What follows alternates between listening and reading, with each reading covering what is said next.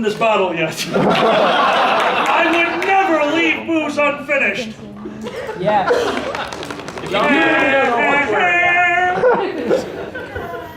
I've got They some told Malort me- up in my room if you really want to finish booze. What do you have in your room? Malort. No more microphone. If you don't know what Malort is, try throwing up in your mouth and then bottling it.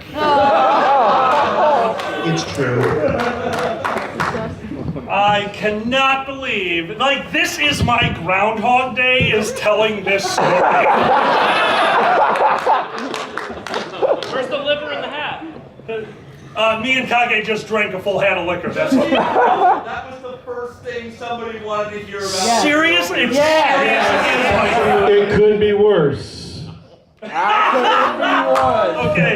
yes, it could be worse. Alright, next.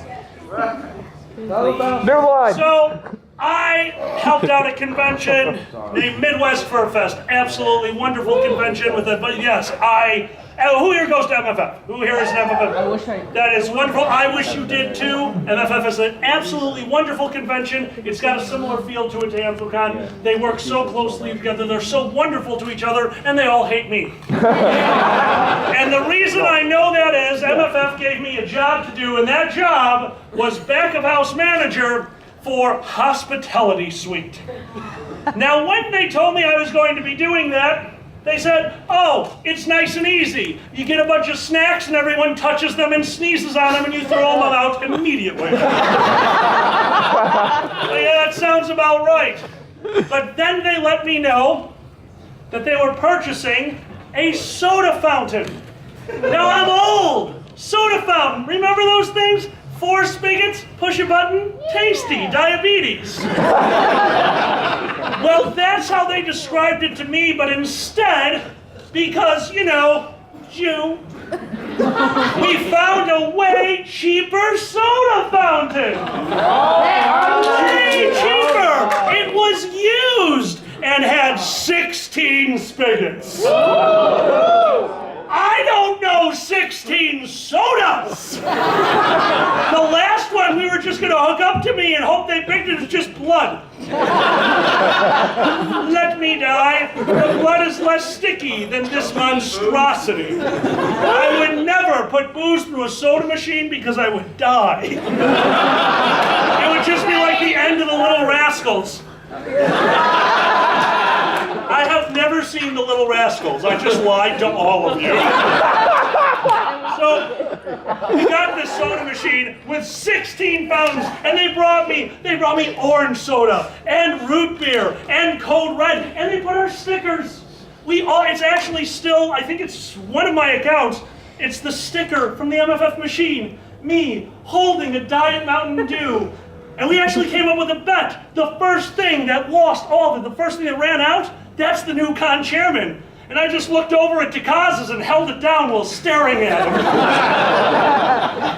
Well, the machine didn't work as planned. The machine had a mind of its own. Skynet is a fucking pussy compared to this machine. What's the rating of this panel? 13 and up. It was a mean person. Very bad. At one point, we found out, do you guys know what happens if you get air in one of the lines for soda? Same thing if you get air in one of your veins, you die. This machine was just soda, fireworks, soda. The carpet sounds like you were walking on bubble wrap. Just At one point, a young man came to the soda, chose Code Red Mountain Dew, and I looked over and I saw that the carbonated water was not coming out, and all it was Code Red syrup. I looked at this young man and I said, son, give me a moment, I just gotta reprime the machine, it'll take a second. And this child, this impressionable youth, which I have to assume has parents, looked at me and pushed the button harder. He filled up his cup with what I then found out, because because I had to taste it too, is basically liquid lifesavers. Takes the cup away, and now that he finally has a free hand very quickly, and I was impressed. You know what? If a grown man does that to you, it's not someone I know, like, wow, how rude. This kid was 5. He's gonna be the fucking president. Better than what we have right now. Well, this was my life. This was my day. This was my weekend. And that's how it goes for multiple departments. This department isn't special. Every department, we can all talk about them. Every department out there has its problems. These are all difficult problems, and it always is going to fall onto one person. This man over here runs operations at, I think, 90,000 conventions. And I remember going into the operations department where he was sitting there, his head in his hands, and I said, what's wrong? And they go, they don't know what operations should do. I'm like, what do you mean? He's like, I'm in charge of the programming schedule. That con had a little bit of problem with operations. We have people from logistics over here that crash cars off of bridges. We have social media directors that have to look up if, he ran an algorithm in front of me to try to figure out how Twitter is doing with positive or negative comments about Anthrocon. And he gets all these negative comments. I'm like, oh my gosh, is that bad? He's like, no, take a look. And the first comment is like, this convention sucks. If I were a minor, but I am loving it. But because that's I ran a report again of our biggest online detractors right before coming in here. Oh. Number 5 somehow is Pandas. because he's tweeting because he's upset because he can't make it. So that's being counted as a negative tweet. I'll call him afterwards and let him know he's gonna pee himself laughing. Not even kidding, I was just on stage in main events. I cut this skit by about 10 seconds. Right when I came out of stage, I can't do it. I really wanted to go out there and get the whole audience to tweet positive, negative tweets at Anthrocon and just make you go crazy. Please don't make Pandas pee himself. Well, If he doesn't, film it. at that point, myself, the director of finance, the director of legit, we had a bunch of people that joined me in back of house, because you know what, back of house is quiet at MFF. You can't go in back of house for good reason. The feds are there. Well, there's a thing going on at this convention, and that thing was the radios. And on the radios, for some reason, since Thursday, random people, I'm not going to name names, we're just going to call them not a highway, not a road, like a street. Was going over the radio. Thank you. I'm so glad you got that. Was going over the radio and doing this. DuckTales. Woo! And then there were 20 responses of woo! Now, we're furries. I am not saying this with prejudice. I am not saying this with hate, because all of us have a little bit of this in us. We want to follow the rules. We want other people to follow the rules. Well, apparently MFF had like 4 or 5 radio social justice warriors who every time this would happen, like, you can't do that on this radio. You can't just say DuckTales.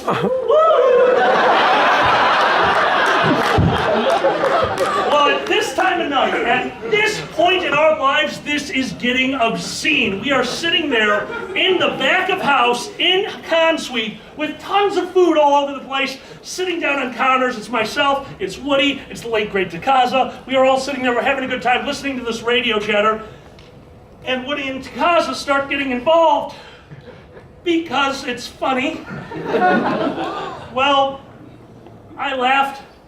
My fat ass tried to lift myself up onto the counter where a large metal ball. You guys watch Archer? Yeah. Cling! God, that's Anthony Bourdain. Yes, it was Anthony Bourdain on Archer. I knocked over a bowl of steel-cut instant oatmeal. So I grabbed my radio.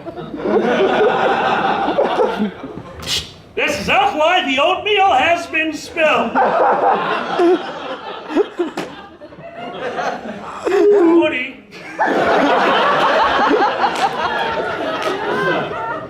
Woody, the director of finance, went white as a ghost and stopped breathing.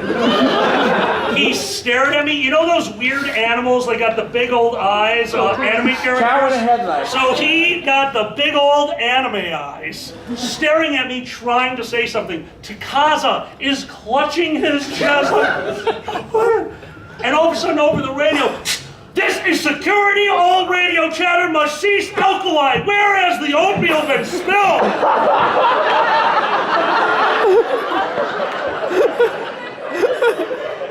So I responded to the other end, "It's all over the place."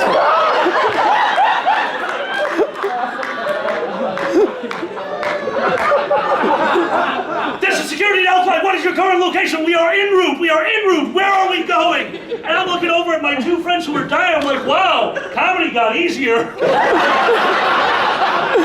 And Woody, holding his chest, leaning on Takaza, trying to talk, and Takaza finally regaining his sense of, "Alkali, oatmeal is code for money." Oh my goodness.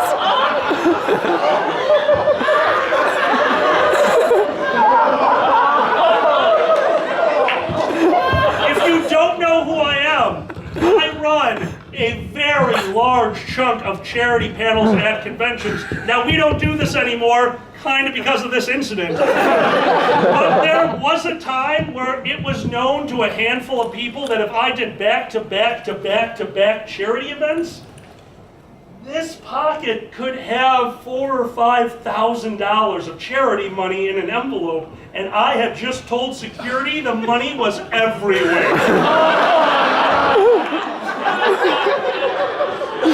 I don't do that anymore. So in the end, everything was settled. I got into a bit of trouble, and sitting in operations office with Pero, they're just like, "Alkali, we totally understand. You do know that we have to take away your radio privileges for the next 2 years." And Woody and Takaza both at the same time, "How come he gets that?" I just threw my radio and ran.